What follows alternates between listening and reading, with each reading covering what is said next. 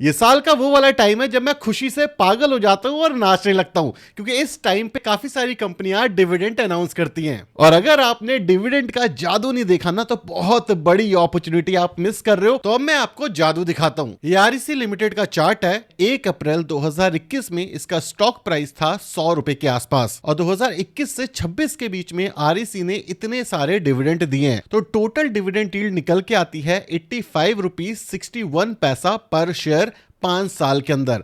इसका जो absolute return बनता है, जो कि सिर्फ डिविडेंड का है, वो अप्रोक्सीमेटली 65% का बनता है। यहीं पे अगर मैं डिविडेंड यील्ड के सीएजीआर निकालूं 5 साल के, तो 10.6% के सीएजीआर बनते हैं। मतलब अगर स्टॉक प्राइस में बिल्कुल भी मोमेंटम नहीं होता 5 सालों में, तो भी आपको 10.6% के सीएजीआर से रिटर्न्स मिले हैं इस पर्टिकुलर स्टॉक में। और करंट प्राइस 324 रुपीस पर शेयर चल रहा है। मतलब स्टॉक के अंदर प्राइस अप्रिसिएशन प्लस डिविडेंड मिलकर के किस हिसाब से इसने कंपाउंड करा है आपकी वेल्थ, ये आप समझ पाओगे। आप सोचोगे कि ये तो सिर्फ एक सिंगल एग्जांपल है। ये चार्ट है कोल इंडिया का। सेम टाइम पे जो कोल इंडिया का प्राइस था पर शेयर 144 रुपीस का था, और 2021 से 2026 के बीच में कोल इंडिया ने इतने सारे डिविडेंड्स दिए हैं। अगर हम इसे टोटल करेंगे तो 123 रुपीस पर शेयर के हिसाब से सिर्फ डिविडेंड मिला है। एब्सोल्यूट डिविडेंड 94% के आसपास है, और 5 साल का जो सीएजीआर है वो 13.6% से सिर्फ डिविडेंड ने रिटर्न्स दिए हैं। और कोल इंडिया का आज का प्राइस 450 रुपीस के आसपास है। ये दोनों स्टॉक मैंने आपको एग्जांपल के तौर पे दिखाए थे, कोई बाइंग और सेलिंग रिकमेंडेशन नहीं है। और ऐसे ही ना जाने मैं आपको कितने स्टॉक दिखा सकता हूं जहां पे सेम पैटर्न यूज हुआ है। डिविडेंड देना मैंडेटरी नहीं है, और पास पे डिविडेंड मिले हैं तो जरूरी नहीं है इन फ्यूचर भी मिले, लेकिन हमें ये एनालाइज करना जरूरी है। ऐसे स्टॉक्स ढूंढते कैसे हैं, कौन सी स्ट्रेटेजी है जिसको लास्ट 1 साल में मैंने यूज करके अपने डिविडेंड इनकम को बढ़ा लिया है। और मैं आपको एक रियल लाइफ एग्जांपल भी दूंगा सिंटेक्स का, जहां पे लोगों ने डिविडेंड के लिए इन्वेस्ट करा और काफी सारा लॉस कर लिया। ये सब मैं आपको बताऊंगा इस वीडियो के अंदर। पूरी वीडियो आराम से देखना, बहुत इंपॉर्टेंट है। अब मैं आपको एक स्ट्रॉन्ग सजेशन दूंगा, अपना लैपटॉप या कंप्यूटर लेकर के बैठ जाओ और मेरे साथ साथ करना, क्योंकि जिस टाइम आप देख रहे होगे स्टॉक्स डिफरेंट हो सकते हैं मार्केट कंडीशन के अकॉर्डिंग। अब इस स्ट्रैटेजी को बेस्ट तरीके से इंप्लीमेंट करना है तो हमें sharply.in पे आना है। लिंक आपको डिस्क्रिप्शन बॉक्स में मिल जाएगा। यहां पे आपको स्क्रीनर पे क्लिक करना है, क्रिएट न्यू पे क्लिक करना है, और इसके बाद यहां पे आके हमें टाइप करना है market cap greater than 20,000 crore. ठीक है, अभी 20,000 क्यों लिखा है मैंने, क्योंकि हमें स्मॉल कैप कंपनीज नहीं चाहिए, अदरवाइज रिस्क बढ़ जाएगा। जैसे ये डालेंगे 300 कंपनीज से ज्यादा आ गई, लेकिन हमें और सॉर्ट करना है कि जो डिविडेंड यील्ड होगी हमारी वो ग्रेटर देन 3% से ज्यादा होनी चाहिए। इसके बाद जैसे आप रन करोगे तो देखो 30 कंपनियां बची, मतलब 90% से ज्यादा कंपनियां हट गई हैं। क्यों? क्योंकि हमने मार्केट कैप बढ़ा रखा है, रिस्क कम हो गया, और डिविडेंड यील्ड भी हमें ज्यादा चाहिए। लेकिन चीजें यहां खत्म नहीं होती। तीसरा पैरामीटर जो कि मस्ट है कि जो स्टॉक का पीई है वो इसके सेक्टर के पीई से कम होना चाहिए। जैसे आप ये डालोगे तो देखो 30 कंपनियां भी दिख रही हैं, रन करो, इसके बाद सिर्फ 22 कंपनियां बच गई हैं। अब आप इसको समझो ऐसा क्यों और ये इतना इंपॉर्टेंट क्यों है। अगर आपकी कंपनी का पीई सेक्टर के पीई से कम है, मतलब अंडर वैल्यूड है। और जब भी हम डिविडेंड इन्वेस्टिंग की बात करते हैं, जितना सस्ता स्टॉक वैल्यूएशन वाइज होगा, लॉन्ग टर्म में जो आपकी डिविडेंड यील्ड होंगी वो ज्यादा हो जाएंगी। एग्जाम्पल के तौर पर 2 इन्वेस्टर हैं और दोनों ने सेम स्टॉक खरीदा है, लेकिन इन्वेस्टर ए ने सेम स्टॉक को 400 रुपए पे खरीदा है और डिविडेंड यील्ड में उसे मिले 40 रुपए पर शेयर। वहीं पे इन्वेस्टर 2 ने सेम स्टॉक को खरीदा है 200 रुपए पर शेयर के हिसाब से, उसको भी 40 रुपए पर शेयर के हिसाब से डिविडेंड मिला। तो देखो दोनों की डिविडेंड यील्ड में कितना बड़ा डिफरेंस है। इसलिए सस्ता स्टॉक खरीदना है, और डिविडेंड इन्वेस्टिंग के लिए लॉन्ग टर्म बेस्ट रहता है, शॉर्ट टर्म में कुछ नहीं होता। इसके बाद इससे भी ज्यादा इंपॉर्टेंट पैरामीटर है कि जो डिविडेंड होता है ना, वो जब कंपनी प्रॉफिट करती है सिर्फ तब मिलता है। इसलिए प्रॉफिट आफ्टर टैक्स सेलेक्ट करना है, और यहां पे ग्रेटर देन 0 चाहिए, क्योंकि जैसे हमें पता है अगर प्रॉफिट कर रही है कंपनी सिर्फ तभी डिविडेंड देगी। अब आपको यहां पे 22 स्टॉक मिल चुके हैं। आपके पास 2 ऑप्शन है। पहला ऑप्शन है कि इनको एक एक करके मैन्युअली एनालाइज करो। दूसरा ऑप्शन है जो कि इंटेलिजेंट ऑप्शन है, जिसके अंदर आप शार्पली का यूज करोगे। याद होगा मैंने स्टार्टिंग में बोला था। अब शार्पली के अंदर कुछ ऐसे फीचर्स आते हैं जो कि नॉर्मली आपको देखने को नहीं मिलते। शार्पली एक ऐसा ऐसा प्लेटफॉर्म है जहां पे आपको इजी टू अंडरस्टैंड मैनर में डेटा प्रेजेंट किया जाता है। और यहाँ पे सिर्फ आप डेटा ही नहीं देखते, आपके पास अगर कोई आइडिया है तो उसको रियल लाइफ में बैक टेस्ट कर सकते हो। इसी के साथ साथ आप डेटा चेक कर सकते हो, रिटर्न क्या थे, ड्रॉडाउन कितना हुआ, कंसिस्टेंट कितना है, ये सारा डेटा आपको मिल जाएगा। और इन सबसे ज्यादा इंपॉर्टेंट होता है मार्केट में सेक्टर जो रोटेट हो रहा है उसको ट्रैक करना। तो वहां पे आपको सेक्टर रोटेशन टूल भी मिलता है, जहां पर जाकर के आप क्लियरली देख सकते हो कि इस समय पे कौन से सेक्टर के अंदर पैसा फ्लो हो रहा है। तो कोई भी गेस करने की जरूरत नहीं है, सीधे सीधे डेटा को देखो और खुद एनालाइज करो। और अगर आपको शार्पली के एडवांस फीचर यूज करने हैं तो ये कूपन कोड यूज कर लेना अभी 15, इससे आपको एडिशनल डिस्काउंट मिल जाएगा। अब इतने सारे फीचर में एक फीचर आता है QVM स्कोर, जहां पे वैल्यू, प्राइस, मोमेंटम और क्वालिटी के बेसिस पे आप स्टॉक को चूज कर सकते हो। वैल्यू पे क्लिक करोगे तो वैल्यू जिसमें सबसे ज्यादा है वो स्टॉक मिलेगा, प्राइस मोमेंटम करोगे तो प्राइस मोमेंटम वाले स्टॉक मिलेंगे, और अगर क्वालिटी करोगे तो क्वालिटी वाले स्टॉक मिल जाएंगे। अब यहां पर आपको देखना है कि कहां पे प्राइस मोमेंटम भी है, वैल्यू भी है और क्वालिटी भी है। इसी तरीके से मैं कंपनीज को उठाऊंगा और अपने ऐड टू विश लिस्ट में कर लूंगा। जैसे डिविडेंड स्टॉक्स के अंदर मैंने 11 स्टॉक्स ऑलरेडी चूज करे हुए हैं, वो कौन से 11 स्टॉक्स हैं मैं आपको आगे बताने वाला हूं। लेकिन ऐसे ऐसे करके आप सारे के सारे क्वालिटी स्टॉक्स को अपनी वॉच लिस्ट में डाल सकते हो। अब जब आपने ऐसी वॉच लिस्ट बना दी तो हमें डेटा भी बैक टेस्ट करना है। ज्यादातर इन्वेस्टर यहां पे लॉस करते हैं अपना, क्योंकि वो डेटा को एनालाइज नहीं करते और जब क्रैश हो जाता है और पास्ट हिस्ट्री नहीं देखी होती तो दिक्कत में पड़ जाते हैं। यहां पे भी शार्पली आपकी हेल्प करेगा। यहां पे आपको स्ट्रेटजीज पे जाना है और यहां पे क्रिएट न्यू स्ट्रेटजी करनी है। स्टॉक्स चूज करोगे और उसके बाद स्टैटिक स्ट्रेटजी पे क्लिक करना है, नेक्स्ट करना है। यहां पे मुझे वॉच लिस्ट पे क्लिक करना है। यहां पे देखो मैंने डिविडेंड वाली वॉच लिस्ट बनाई हुई है। ये सारे वो स्टॉक हैं जो कि प्लेटफॉर्म के अकॉर्डिंग, QVM फ्रेमवर्क के अकॉर्डिंग सूट कर रहे हैं।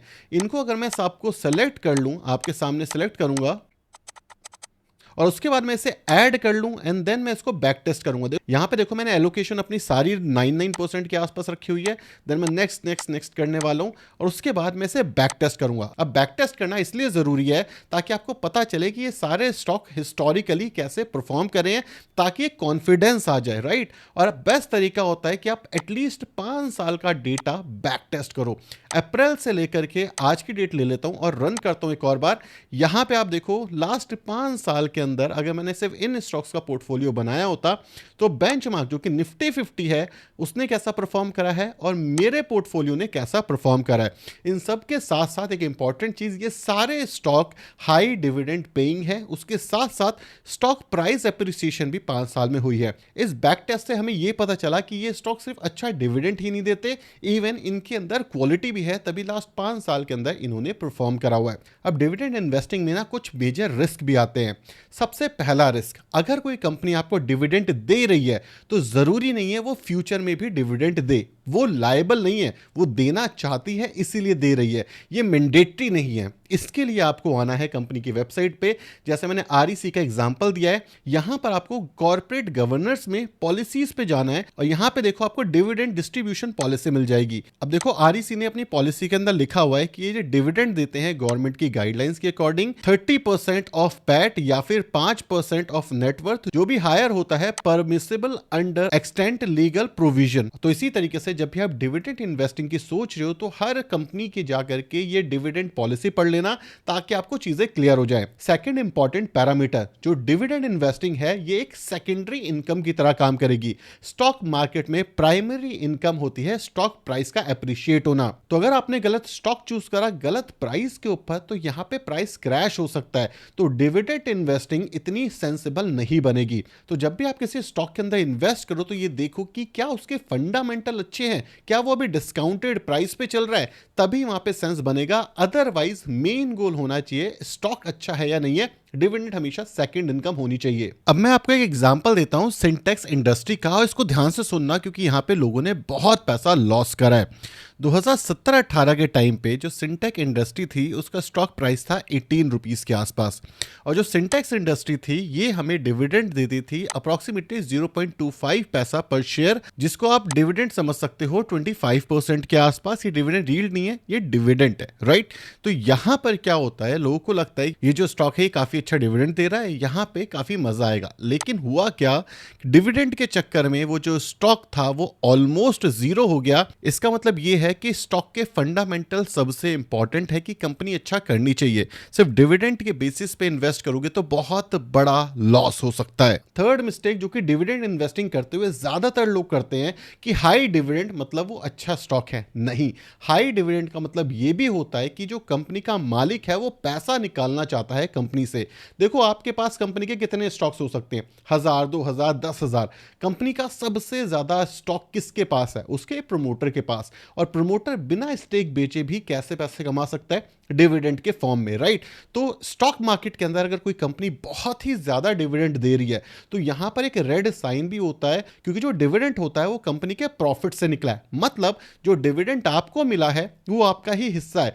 कंपनी क्या कर सकती है कि सेम पैसे को उठा करके डिविडेंड ना दे करके री इन्वेस्ट करे और अपनी कंपनी को एक्सपेंड करे, जिससे स्टॉक प्राइस एप्रिशिएट होने के चांसेस बढ़ जाते हैं, जो नॉर्मली आपको गूगल करता हुआ दिखता है। गूगल ये कहता है कि मैं आपको डिविडेंड नहीं दूंगा, लेकिन प्राइस एप्रिसिएशन इतनी हो जाएगी कि डिविडेंड की जरूरत नहीं पड़ेगी। तो ये भी एक रेड सिग्नल होता है कि बहुत ज्यादा डिविडेंड के पीछे भी भागना नहीं चाहिए। एक और सबसे बड़ी मिस्टेक लोग करते हैं कि आज स्टॉक को खरीद लेते हैं और कल जब डिविडेंड मिल जाएगा स्टॉक को बेच देंगे। और एग्जैक्टली इसका उल्टा होता है, जैसे ही डिविडेंड मिलता है स्टॉक प्राइस फॉल कर जाता है, क्योंकि यहां पे इंप्लीमेंट होता है एक्स डिविडेंड डेट। मतलब क्या है, जब कंपनी आपको डिविडेंड देती है तो ये आपको लिटरली कैश दे रही होती है।